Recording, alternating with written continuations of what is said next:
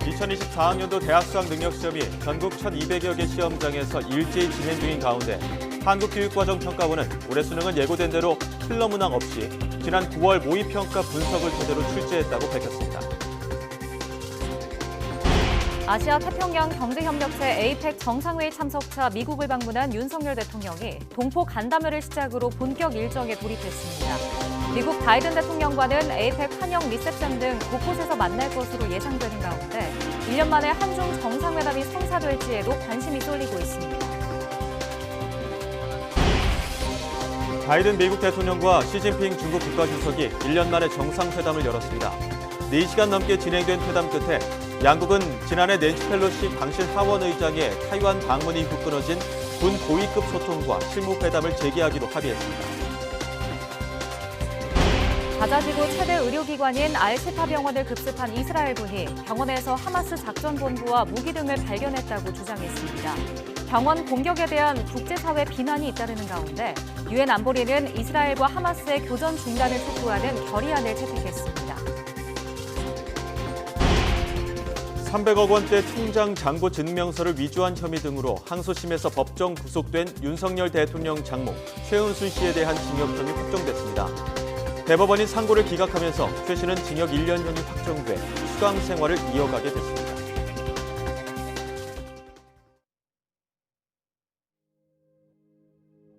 멋지다!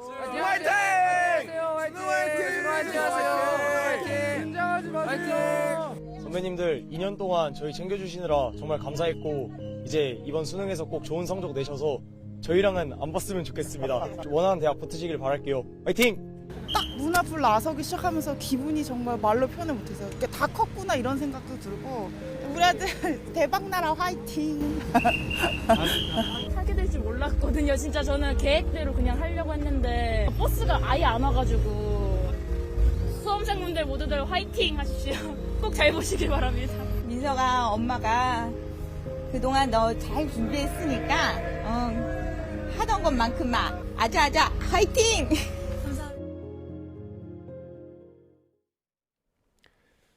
YTN 뉴스앤 이슈 이어갑니다. 비와 함께 찬바람이 강해지고 있습니다. 내일은 서울 등 내륙 기온이 다시 영하로 떨어지고 곳곳에 올가을 첫눈이 내릴 전망입니다. 취재기자 연결해서 자세한 추위와 눈 전망 알아보겠습니다. 김민경 기자. 네, 김민경입니다. 수능 추위는 없다고 안심했는데 비가 내리면서 다시 찬바람이 강해졌습니다. 네, 그렇습니다. 오후부터 내륙으로 비가 확대하면서 찬바람도 강해지고 있습니다. 보시는 것처럼 북서쪽에서 찬 공기를 동반한 비구름이 내륙으로 유입되고 있기 때문인데요. 비의 양은 5에서 30mm로 많지 않지만 대기가 불안정해지는 오후부터는 일부 내륙에 돌풍을 동반한 천둥 번개가 치는 곳도 있겠습니다.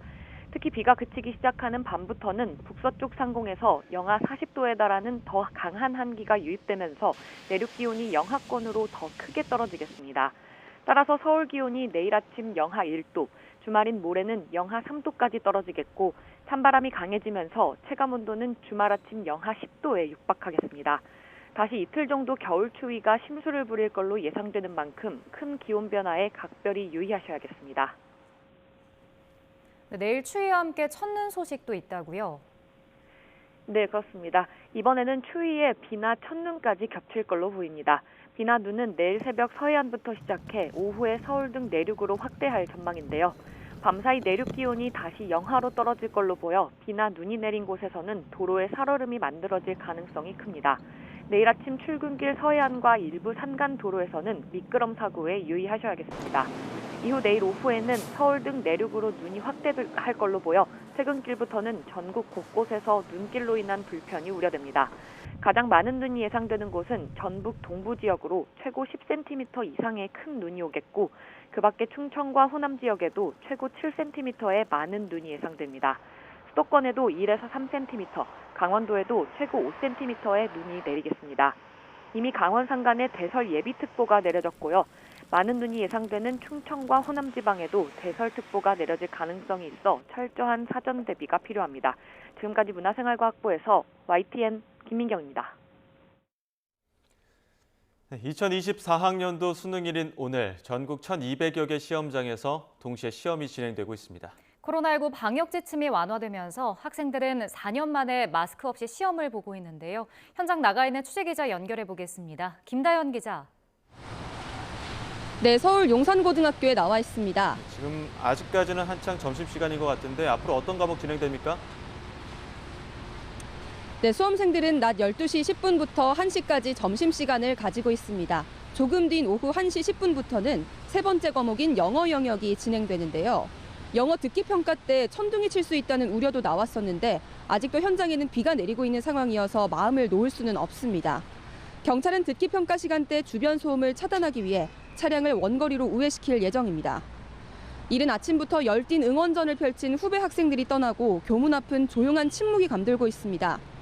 일부 학부모들은 인근에서 자식들이 무사히 시험을 치르기를 애타는 마음으로 기도하고 있습니다. 학부모 이야기 직접 들어보겠습니다. 되게 마음이 이제 울컥하고요. 좀 걱정도 되고 짠하기도 한데 이제 그동안 수고한 거 잘 마무리해서 이제 앞으로 훌륭한 미래를 잘 개척해 나갔으면 좋겠고요. 이제 하루 딱 남았으니까 조금 홀바근해지는 것 같습니다. 올해 수능은 방역 지침 완화로 4년 만에 마스크 없이 치러집니다. 코로나19 확진자나 증상이 있는 경우에도 일반 수험생과 같은 교실에서 시험을 보게 되는데요. 다만 확진자는 KF94 마스크를 착용하고 점심은 시험장에 별도로 마련된 장소에서 하도록 권고하고 있습니다. 오늘 수능을 보는 수험생은 50만 4,500여 명입니다. 이 가운데 졸업생과 검정고시생 비율이 35%로 28년 만에 최고 수준인데요. 정부가 초고난도 문항을 뜻하는 킬러 문항을 배제하겠다고 여러 번 강조한 가운데 수험생들은 출제 문제가 어떻게 달라졌을지 긴장 속에 시험을 치르고 있습니다. 지금까지 서울 용산고등학교에서 YTN 김다현입니다. 한국교육과정평가원은 2024학년도 대학 수학 능력 시험에서 킬러 문항 없이 변별력을 확보하는 데 중점을 두었다고 설명했습니다. 네, 수능 출제위원장의 설명 직접 들어보겠습니다. 현행 교육과정의 범위와 수준을 유념하여 출제하였으며 올해 두 차례 시행된 모의평가, 특히 9월 모의평가 결과에 대한 분석을 토대로 출제하려고 하였다는 점을 다시 말씀드립니다. 킬러 문항 요소가 있다라고 의견이 오면 저희들이 그걸 100% 받아서 수정 보완하는 방식으로 그렇게 진행을 했고 궁극적으로는 그 수능 출제 점검단에서 킬러 문항 없음이라고 확인이 받은 다음에 출제를 마무리하는 방식으로. 오늘 수능을 치르는 학생들 가운데에는 백발이 희끗희끗한 만학도들도 있습니다. 영문학도를 꿈꾸는 84살 여고생 등 늦깎이 수험생을 격려하는 열띤 응원 현장을 윤태인 기자가 다녀왔습니다. 미술 수행평가 발표가 한창인 고등학교 수업 시간. 폐품을 이용해 만든 액자를 들고 사진도 끼워 넣습니다. 발표하는 학생들은 40대부터 80대까지 다양한 나이대의 여성들. 나이는 조금 많아도 대학 진학을 준비하는 어엿한 고3 수험생입니다. 나도 졸업장이라는 거 이 세상 살면서 남기고 싶다라는 그런 마음이 항상 있었어요. 내가 여기까지 왔는데 끝까지 한번 가고 싶다는 생각이 들더라고요. 수능을 앞두고 후배들은 물론 이미 학교를 졸업한 선배들도 응원의 발걸음을 아끼지 않았습니다. 저처럼 대학생이 되셔서 또 이 자리에서 서실 수 있도록 제가 응원 많이 하겠습니다. 올해 수능에 도전하는 최고령 응시자는 84살 김정자 할머니. 27년 전 미국 유학길에 오른 딸을 배웅하러 공항에 갔다가 영어는 물론 한글도 읽지 못해 난처했던 경험이 공부를 향한 열정으로 이어졌습니다. 이렇게 무식한 엄마로 살았구나 싶은 생각이 들었어. 그때 내 자신을 엄청 원망했고요. 했습니다. 그러고서 내가 이래서는 안 되겠다. 지금이라도 공부를 해야 되겠다 싶은 생각이 들었어요. 5년 동안 결석 한 번 없이 공부에 매진한 이유도 영문학과에 진학해 한국말을 잘 모르는 손주들과 영어로 대화하기 위해서입니다. 물질적이나 경제적이나 내가 조금씩 좀 도와주고 싶은 생각이 들어서 대학은 꼭 가야 되겠고요. 영어를 배워서 우리 손자들하고 자유스럽게 통화하고 싶은 그게 꿈입니다.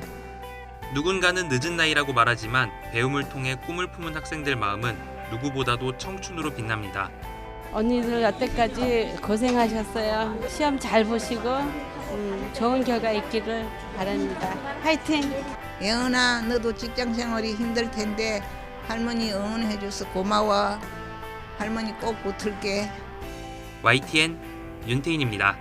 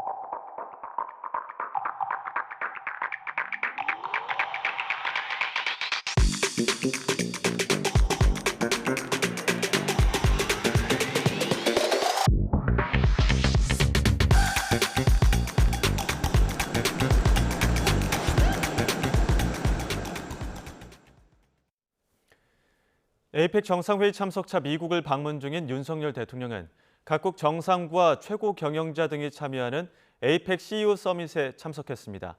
윤 대통령은 안보이자 생존 문제인 공급망 회복력 강화를 에이펙의 최우선 과제로 추진하자고 제안했습니다. 주요 발언 직접 들어보시죠. 세계 경제가 다시 역동성을 회복하고 지속 가능한 성장을 이어가기 위해서는 에이펙이 중심이 되어 세계 경제의 연결성을 가속화해야 합니다. 특히 공급망 리스크는 국가 차원에서는 안보의 문제이고 기업 차원에서는 생존의 문제입니다.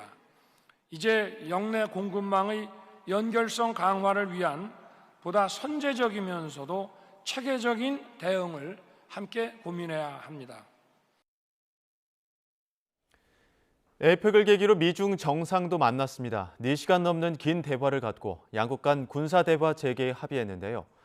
두 정상은 세계 2강의 충돌을 막아야 한다는 데 뜻을 같이 했지만 타이완과 수출 통제 문제를 놓고는 이견을 좁히지 못했습니다. 워싱턴에서 권준기 특파원입니다. 샌프란시스코 외곽의 100년 된 저택 앞에서 밝은 표정으로 시진핑 주석을 맞는 바이든 대통령. 짧은 악수를 나눈 뒤 회담장으로 향한 두 정상은 세계 2강의 충돌은 피해야 한다는 데 한 목소리를 냈습니다. We have to ensure that competition does not veer into conflict. And we also have to manage it responsibly, that competition. That's what the United States wants and what we intend to do. 想改变对方也是不切实际的。冲突对抗的后果是谁都不能承受的。 4시간 넘는 만남에서 두 정상은 업무 오찬과 정원 산책까지 긴 대화를 이어갔습니다. 미중 양국은 지난해 펠로시 하원의장의 타이완 방문으로 끊어졌던 양국 간 고위급 군사 대화와 군 통신선을 복구하기로 합의했습니다. That's been cut off and it's been very worrisome. That's how accidents happen, misunderstandings. So we're back to direct, open, clear, direct communications on a direct basis. 좀비 마약인 펜타닐 확산을 막고 인공지능의 위험에 대해서도 함께 논의하기로 뜻을 모았습니다. 하지만 가장 긴 시간을 할애한 타이완 문제를 놓고는 양측이 평행선을 그렸습니다. 시 주석은 미국이 타이완 독립을 지지하지 않겠다는 입장을 행동으로 보일 것을 압박했고 바이든 대통령은 중국이 내년 1월 치러지는 타이완의 선거 절차를 존중할 것을 강조했습니다. 또 바이든은 중국이 핵 전력에 있어 더 투명해져야 한다고 말했고 시 주석은 미국의 일방적인 수출 통제 해제를 요구했습니다. That we object to Beijing's non-market economic practices and disadvantage American businesses and workers. 북한 문제와 관련해 바이든 대통령은 한반도의 완전한 비핵화를 강조하며 중국의 역할을 당부했습니다. 이번 미중 정상회담에서 공동 성명은 발표되지 않았지만 백악관은 향후 후속 대화가 있을 것으로 기대한다며 소통을 이어가길 바랐습니다. 워싱턴에서 YTN 권중기입니다. 듣고 오신 것처럼 미중 회담에서 이견을 좁히지 못한 타이완 문제. 시진핑 주석은 바이든 대통령과 비공개 회담에서 타이완 통일 의지를 강조한 걸로 전해졌습니다. 시 주석은 미국 CEO들과 만찬 행사에도 참석하는데 밥 한 끼에 4만 불, 5천만 원이 넘는다고 합니다. 이번엔 중국 연결해서 중국 쪽 상황 들어보겠습니다. 강정규 특파원. 네, 베이징입니다. 네, 먼저 이번 정상회담 결과에 대한 중국 쪽 발표문부터 정리해 볼까요? 네, 이 모두 발언이나 미국 쪽 발표 내용에 없던 부분들이 눈에 띕니다. 먼저 타이완 문제입니다. 시진핑 주석은 중국은 결국 통일될 것이고 또 반드시 통일될 것이라고 2번이나 강조했습니다. 바이든 대통령 면전에서 타이완 무장을 중단하라고 돌직구를 날리기도 했습니다. 반도체 수출 통제를 두곤 중국 인민의 발전 권리를 박탈하는 것이라고 꼬집기도 했습니다. 이어 미국부터 일방적 제재를 풀고 중국 기업에 공평한 사업 환경을 제공하라고 촉구했습니다. 네, 이번 회담의 시간과 장소, 중국 측 의견이 많이 반영됐다고 하는데 어떤 의도가 담긴 겁니까? 네, 먼저 시점을 보면 에이펙 정상회의가 본격적으로 시작하기 전입니다. 사실상 시 주석의 미국 도착 후 첫 공식 일정이었는데요. 미국의 안방에서 열리는 국제 무대에 오르기 전에 G2 관계부터 재정립하고 시 주석이 하고 싶던 말을 먼저 알릴 기회를 잡은 겁니다. 두 번째로 장소를 보면 에이펙 회의장에서 40km 넘게 떨어진 별장이었습니다. 시 주석이 에이펙 21개 회원국 정상 중에 한 명이 아니라 바이든 대통령의 특별한 손님으로 따로 대접받는다는 인상을 주려고 한 걸로 풀이됩니다. 또 중국계 18만 명이 몰려있는 미국 최대 화교 도시 샌프란시스코에서 반중 시위 등을 의식했다는 지적도 나옵니다. 그리고 에이펙 CEO 서밋 만찬에 시진핑 주석이 참석해서 연설한다고요? 네, 테슬라의 일론 머스크, 애플 팀 쿡 등 내로라는 미국 CEO 수백 명이 참석하는 갈라 만찬입니다. 참가비만 $2,000, 우리 돈으로 260만 원이 넘습니다. 특히 시 주석이 앉는 8명짜리 헤드 테이블 가격은 $4만, 5천만 원이 넘는다고 합니다. 투자의 귀재, 워런 버핏과 한 끼 식사권이 최대 $1,900만 였던 것과 비교하면 저렴하다, 이런 우스갯소리도 들립니다. 미국 하원의 미중 전략경쟁 특별위원장은 미국 기업인들이 독재자에게 아첨한다고 비꼬면서 주최 측에 명단 제출을 요구하기도 했습니다. You paid $40,000 to dine with Xi Jinping. How does that conversation go? The point is these corporate executives are not even worthy of our scorn, only our mockery. 네, 시 주석은 38년 전 첫 방미 때 인연을 맺은 아이오와주 농부들과도 만납니다. 이 아이오와주 6년 만에 중국이 미국산 콩을 대거 수입한 주요 콩 산지이기도 하고요. 내년 미국 대선 경선의 출발점이기도 합니다. 이번 방중길에 시 주석의 생각이 어디까지 닿아 있는지 읽을 수 있는 대목입니다. 지금까지 베이징에서 전해드렸습니다.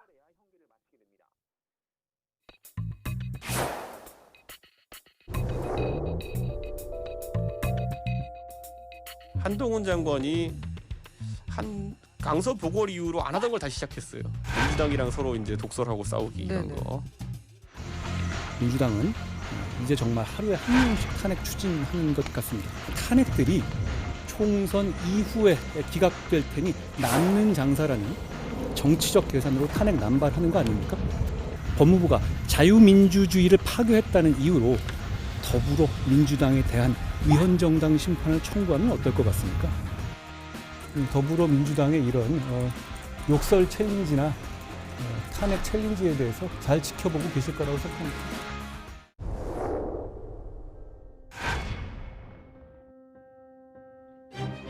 한동훈 장관의 거취가 결정된 것 같다. 예. 정치 쪽으로 틀 것 같다. 이런 생각이고요. 예. 이제 어르신 보수층에서는 야 최근에 보니까 한동훈 장관이 시원하게 싸우네. 이 사람은 네. 비대위원장 해야겠다. 이런 식으로 몰아갈 가능성이 있다. 네네. 그러면 저는 인류한 위원장이 최근에 중진과 윤핵관을 압박하는 모양새의 이유는 예. 카페트 깔려고 하는 거 아니냐 이런 생각이고 결국 저는 한 1, 2주 내 시한 내에 김기현 대표는 쫓겨난다 이렇게 봅니다.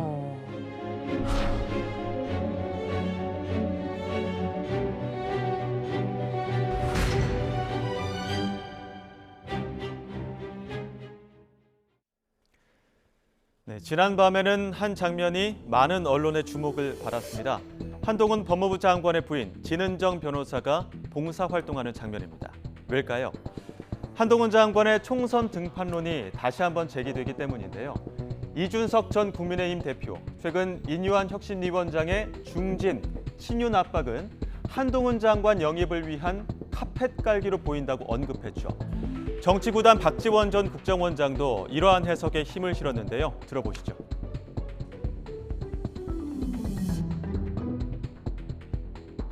측근이 보따리를 싸면 레임덕인 거예요. 그런데 인요한 위원장이 윤핵관을 험지로 보내라.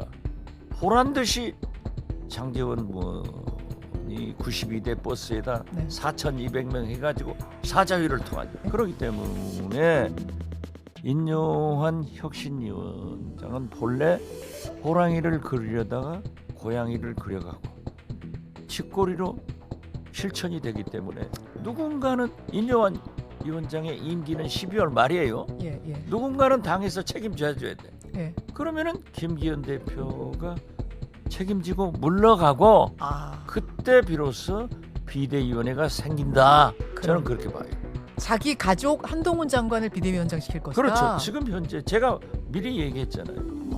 윤핵관의 시대에서 검핵관의 시대로 넘어간다. 그렇기 때문에 저는 한동훈 법무부 장관이 가는 것 아닌가 그렇게 봐요. 이준석 대표는 오늘 아침에도 한동훈 등판은 대통령 인기가 떨어질 경우 필연적인 수순이 될 수밖에 없다면서 한 장관의 부인이 어제 공개 활동에 나선 것도 이러한 점을 염두에 둔 행보라는 분석을 내놨습니다. 이런 겁니다. 당내에서 대통령에 대한 인기가 떨어지게 되면은 보통 많이 쓰는 작전이 미래 권력으로 예상되는 사람을 세워가지고 비전을 국민에게 파는 겁니다. 그러면 지금 보수 진영의 대권주자 풀이나 이런 걸 봤을 때 한동훈 장관이나 원희룡 장관 정도의 인지도를 가진 사람들이 어느 정도의 정치적 지형을 갖고 있는지 모르겠습니다만은 나서지 않으면은 많은 국민들, 여기 상암동 밖에 걸어다니는 많은 국민들은 누구세요 이렇게 되는 겁니다. 저는 진은정 변호사도 굉장히 그걸 예상한 데 준비하고 온 모습으로 좀 봐요. 저는 그 사진을 보면은. 저는 그래서 어느 정도 공적인 활동을 예상하고 있는 것이 아닐까. 좀 그런 생각이 듭니다. 네, 그런가 하면 더불어민주당도 내홍이 계속되고 있죠. 비명계 이원욱 의원을 필두로 한 모임, 원칙과 상식이 공식 출범하면서 친명계와의 신경전은 더욱 거세질 전망입니다. 이에 대해 최재성 전 청와대 정무수석은 뚜렷한 명분이 존재하지 않는다고 꼬집었는데요. 들어보시죠. 그래서 그냥 이재명 싫다고 개딸로 사당화되고 있다. 뭐 이런 거 외에는 보여지지가 않잖아요. 그래서 오늘 이전까지 가령 이제 영장 이재명 대표 영장 기각되기 전까지는 저는 그런 논란이 있을 수 있다고 봐요. 민주당 내에서. 이거 대표 때문에 이거 큰일 났다. 그러면 대표가 이건 물러나야 되는 거 아니냐. 뭐 이런 생각에 미치는 분들도 있을 수 있죠. 그 영장 기각됐잖아요. 이제 곧 총선이잖아요. 그럼 무슨 내용으로 반명을 할 거냐. 그러면 이게 정책이냐 노선이냐 뭐냐. 개제 근접한 게 소통을 안 하고 있다 뭐 이런 정도예요. 그래서 소위 말해서 이제 뚜렷한 명분이 존재하지 않고 반면 친명계지만 당내 가장 먼저 이재명 대표의 험지 출마를 촉구했던 김두관 의원. 비명계를 끌어안지 않으면 총선은 폭망이라면서 비명계와 총선 전략도 논의해야 한다고 주장했습니다. 들어보시죠. 비명계를 끌어안겠다고 결심하면 같이 가겠다고 하면 탈당이나 이런 일이 없을 것이고 친명 일색으로 지도부를 짜고 지금 흐름으로 가면 다른 결심을 할 수 있겠죠. 저는 이재명 대표 지금은 조홍천 의원, 이현욱 의원, 김종민 의원 윤영찬 의원, 윤영찬 의원 이런 분들하고 험지 출마를 비롯해서 총선 전략을 좀 심도 있게 논의해야 한다 이런 생각을 합니다. 비명계 의원들하고 같이. 일부에서는 뭐 이렇게 비명계가 자발적으로 나가줬으면 좋겠다 이렇게 이야기하는 사람도 있는데 그렇게 되면 비명계가 나간 자리를 소위 이제 그 친명 친이대가 포진을 하잖아요. 그렇게 되면 총선에서 저는 폭망한다고 생각하는 사람입니다.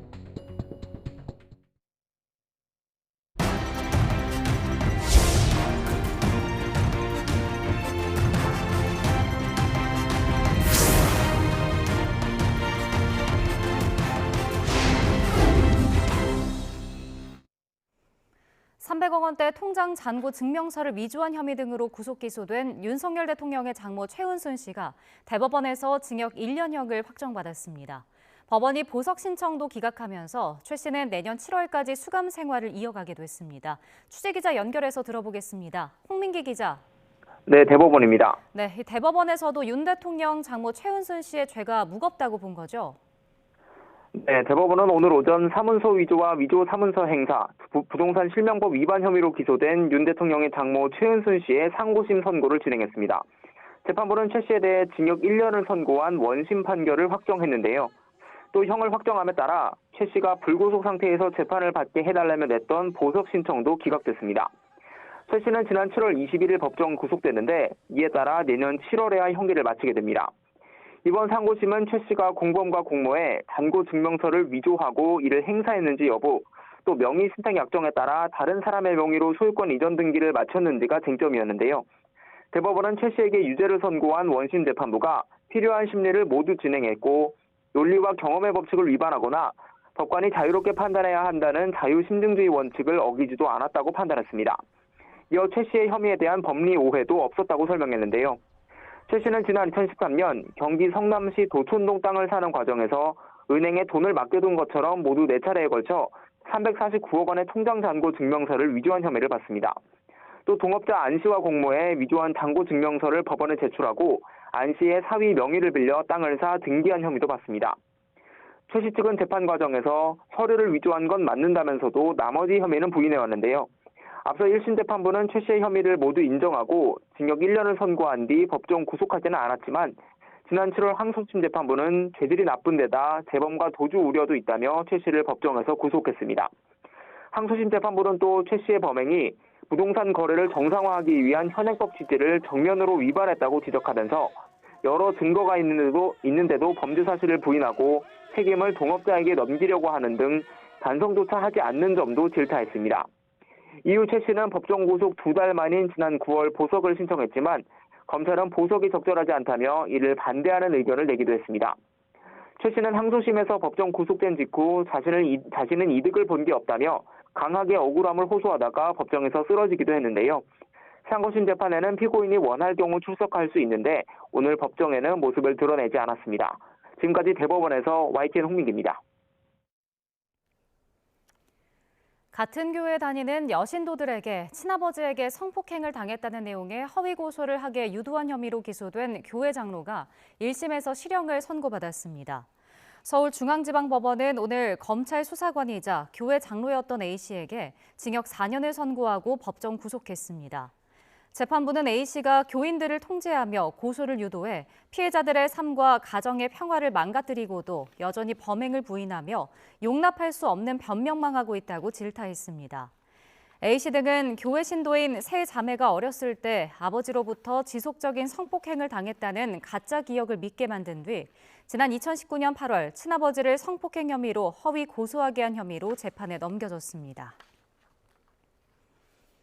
2012년과 2015년에 두 아들을 낳자마자 잇따라 살해한 30대 엄마가 검찰에 넘겨졌습니다. 인천경찰청 여성청소년수사대는 오늘 살인 혐의로 30대 여성 A씨를 구속 송치했습니다. A씨는 지난 2012년과 2015년 자택에서 신생아를 출산한 뒤 야산에 묻어 살해한 혐의를 받습니다.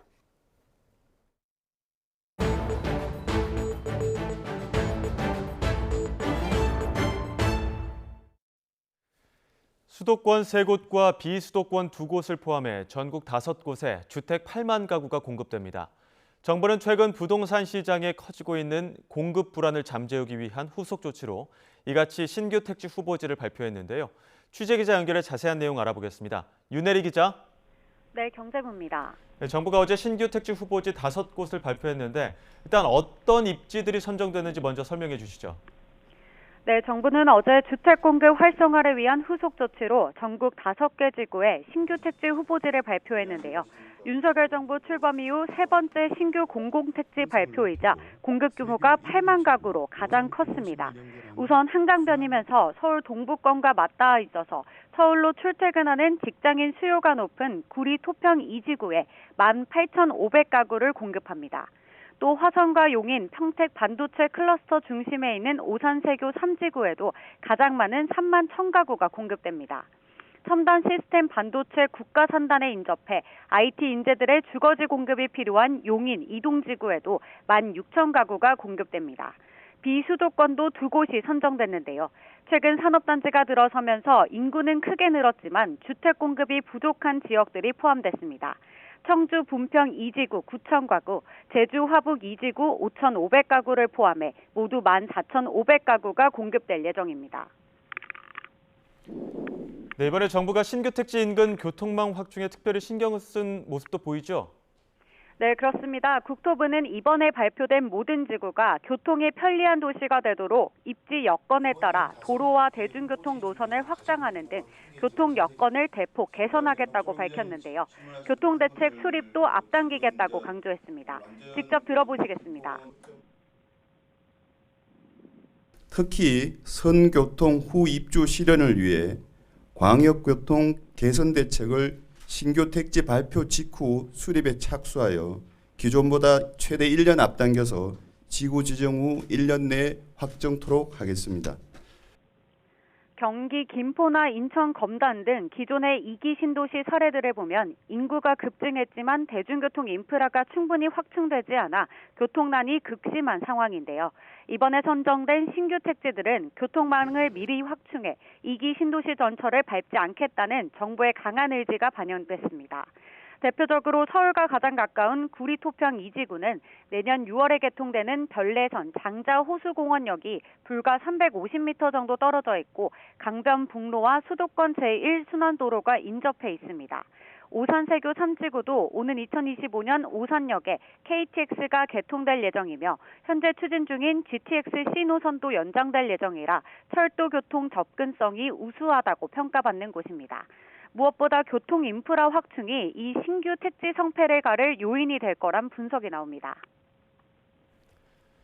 입주 시기도 관심이 큰데요. 언제부터 가능한 겁니까? 네, 통상 신규 택지 후보지를 발표하고 주택을 공급하는 데까지는 4년에서 5년이 걸립니다. 이번에 발표한 택지들은 오는 2025년 상반기까지 지구 지정이 완료될 예정인데요. 이듬해 승인을 거쳐 오는 2027년 상반기 첫 사전 청약을 받는 게 목표입니다. 하지만 각종 행정 절차와 토지 수용, 보상에 시간이 걸릴 수밖에 없어서 실제 입주는 2030년 이후가 될 것으로 전망됩니다. 원주민들의 보상과 이전 문제도 사업 추진이 늦어질 수 있는 문제로 꼽히는데요.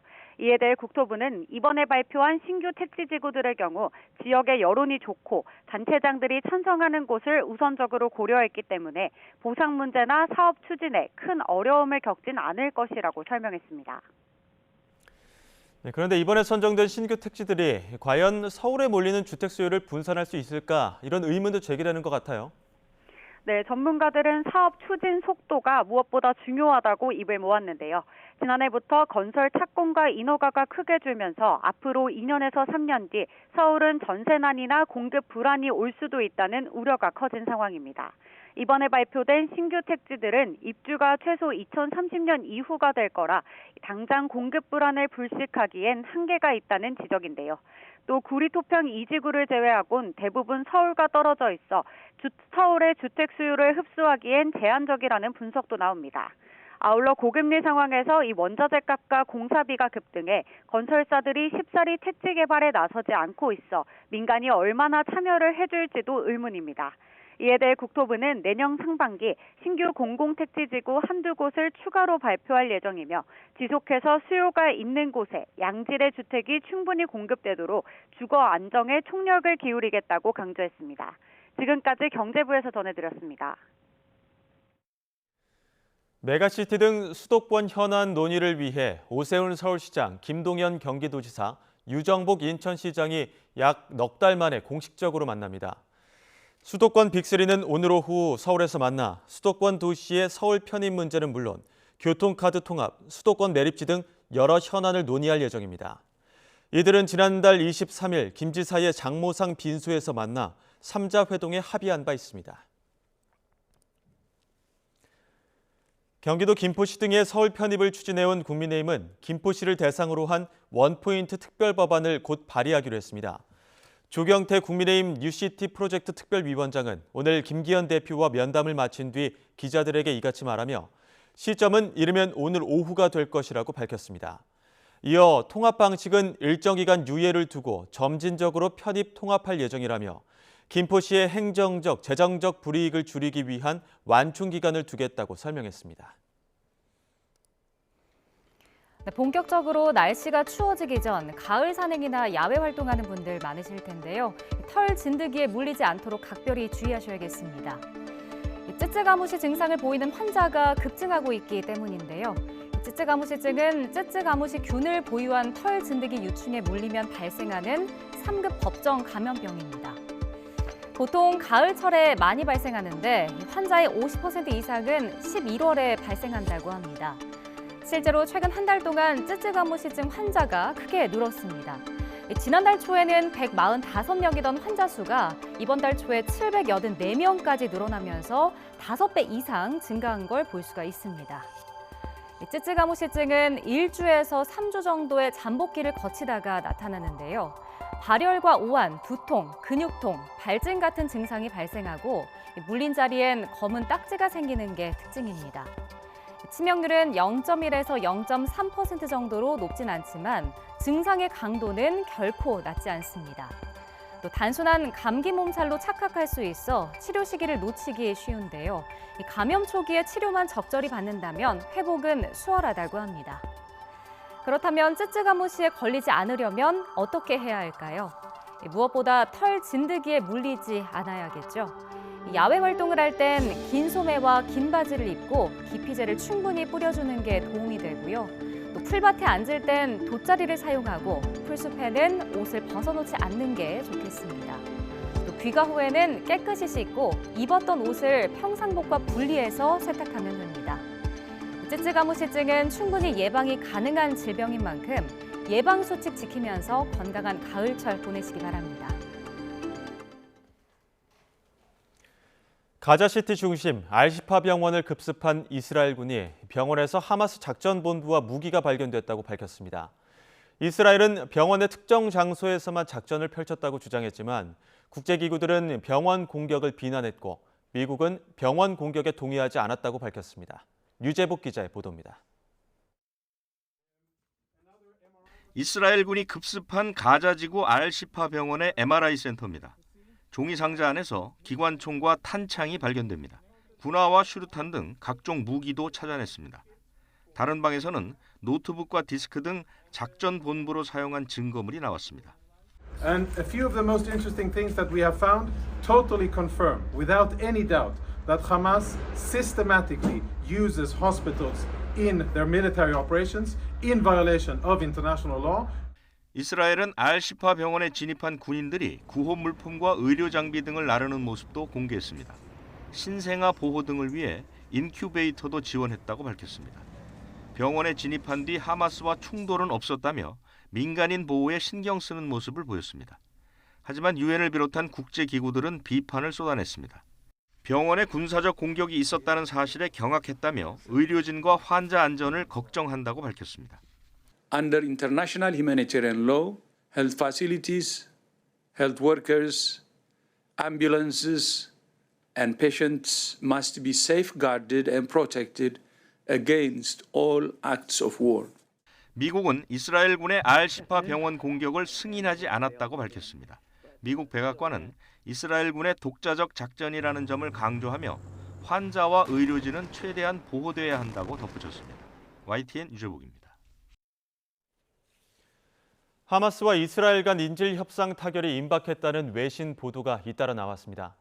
로이터 통신은 현지 시간 15일 하마스와 이스라엘 간 인질 협상을 중재해온 카타르가 인질 50명 석방과 사흘간 휴전 방안을 놓고 합의 도출을 시도하고 있다고 보도했습니다. 뉴욕타임스도 같은 날 이스라엘 고위 당국자 등을 인용해 하마스에 납치된 인질 가운데 여성과 어린이 50명을 석방하는 제안을 놓고 양측이 합의에 가까워졌다고 전했습니다. 협상안에는 이스라엘에 수감된 팔레스타인 여성, 아동을 석방 인질과 비슷한 인원으로 풀어주는 내용과 수일간의 인도주의적 일시 교전 중단도 포함됐다고 당국자들은 말했습니다. 유엔 안전보장이사회가 이스라엘과 하마스의 교전 중단을 촉구하는 결의안을 채택했습니다. 유엔 안보리는 현지 시간 15일 뉴욕 유엔 본부에서 회의를 열고 이 같은 내용을 담은 결의안을 찬성 12표, 기권 3표로 통과시켰습니다.